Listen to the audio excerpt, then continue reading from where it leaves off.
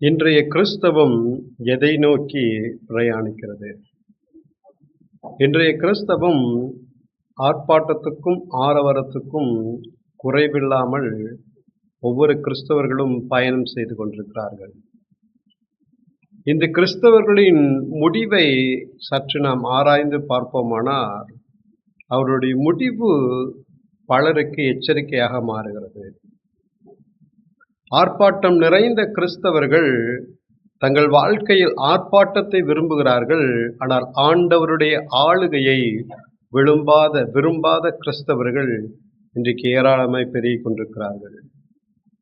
சபையில் கிறிஸ்துவை காண்பிக்க வேண்டிய நாம் ஆர்ப்பாட்டத்தையும் ஆரவாரத்தையும் காண்பித்து ஜனங்களை அகமகிழ்ச்சிக்குள்ளாக நடத்தி கொண்டிருக்கிறோம்.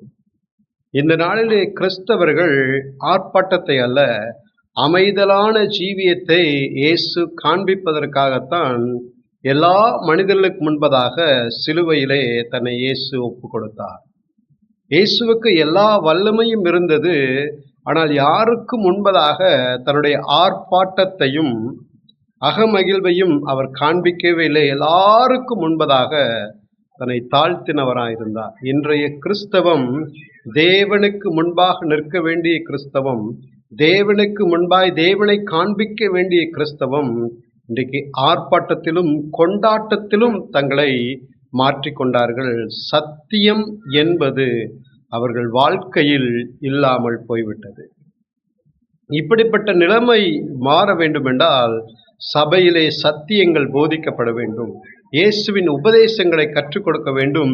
இயேசுவின் உபதேசமும் சத்தியமும் ஒரு மனிதனுடைய வாழ்க்கையில் ஆர்ப்பாட்டத்தை கொண்டு வராது, ஆவிக்குரிய புரட்சியை கொண்டு வருவதற்கு வேதாகமத்தின் சத்தியம் மிக அவசியம்.